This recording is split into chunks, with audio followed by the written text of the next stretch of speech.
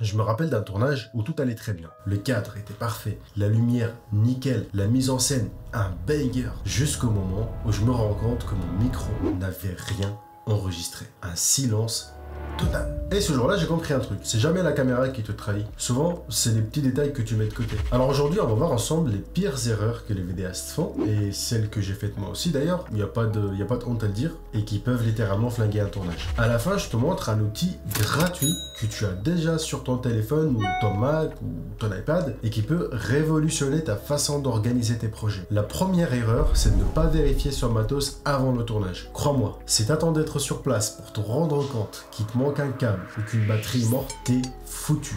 La veille, tu dois absolument tout tester. Ta caméra, tes micros, tes batteries, tes cartes mémoire. Fais-toi une checklist. En gros, tu vas lister tout ton matériel, tout ce que tu as besoin, même les petites bricoles que tu penses pas forcément.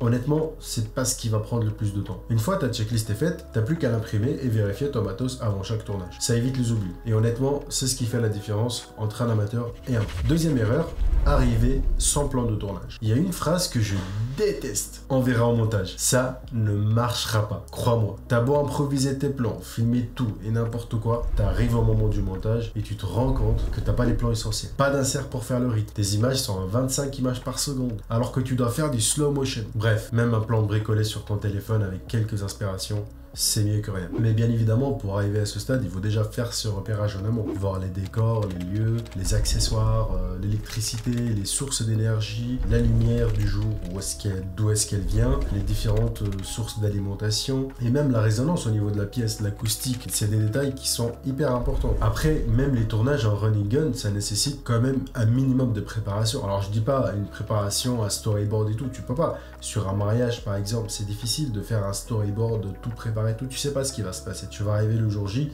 tu vas filmer, tu vas prendre des plans et après au montage tu vas faire le nécessaire. N'empêche que ce jour-là il faut quand même préparer ses plans, savoir ce que tu vas filmer exactement, faire des inserts, voilà. Faut que ce soit prêt un minimum de ce que tu vas faire la journée. Pour moi, savoir ce que tu filmes, où et comment, ça t'économise du temps et de l'énergie. Troisième erreur, avoir une mauvaise attitude sur le tournage. Et celle-ci, elle est beaucoup sous-estimée. Un client se souviendra toujours du vidéaste pro et sympa, pas un gars stressé et prétentieux. Il n'y a rien de pire que quelqu'un qui croit tout connaître, qui croit tout savoir et qui n'écoute personne. Parce qu'au fond, personne n'a envie de bosser avec quelqu'un qui n'apprécie pas, même si c'est le meilleur. Alors sache que ton attitude est ta première carte de visite. Erreur numéro 4, avoir une mauvaise gestion de l'énergie et du stockage. T'as beau avoir le meilleur œil du monde, si t'as plus de batterie, t'as plus rien. Toujours prévoir un double de batterie. Si t'as plus, c'est encore mieux, mais le minimum c'est d'avoir 2 batteries. Les cartes SD ou les cartes CF Express ou ce que tu utilises, c'est pareil, c'est le même principe. Faut toujours en avoir sur soi. Et ton chargeur, prends-le.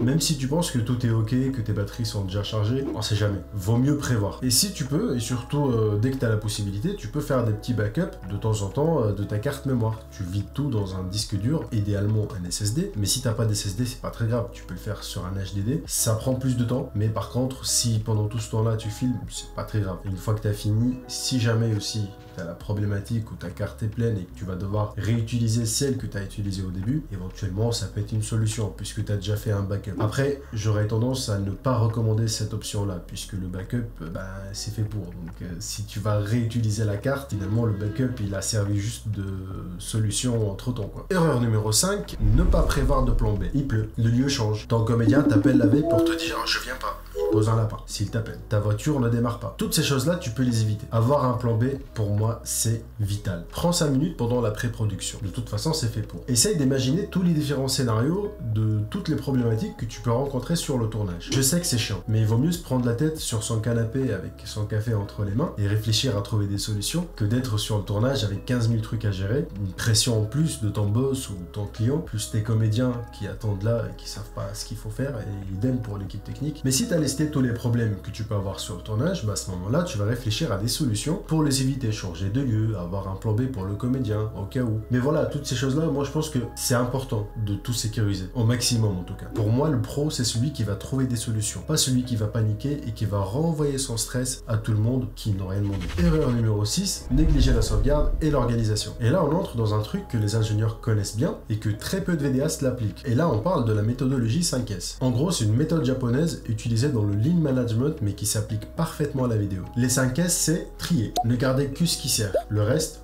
Poubelle.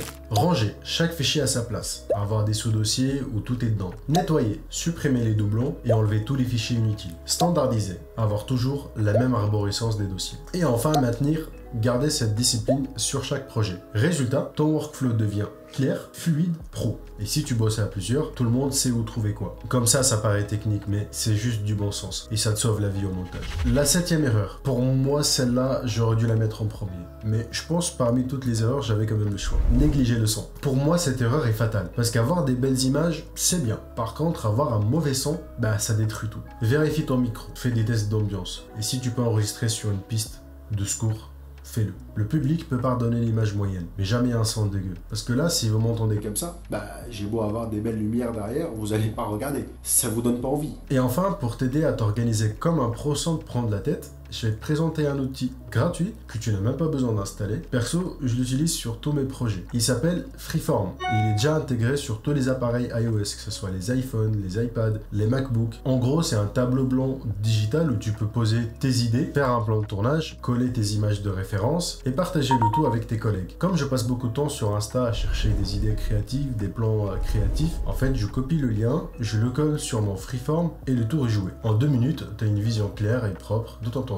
C'est simple, visuel, et ça t'évite toutes les erreurs qu'on vient de voir. Voilà les erreurs à éviter absolument quand t'es vidéaste. Et si tu les gardes dans un petit coin de ta tête, tu gagneras du temps, de la crédibilité et surtout de la sérénité. Et souviens-toi, tu n'as pas besoin d'une tonne de matos pour devenir pro. Entraîne-toi, essaye, teste et améliore. On arrive à la fin. Si ce format t'a plu, like, abonne-toi et dis-moi en commentaire quelle est l'erreur qui t'a le plus marqué. Ciao ciao!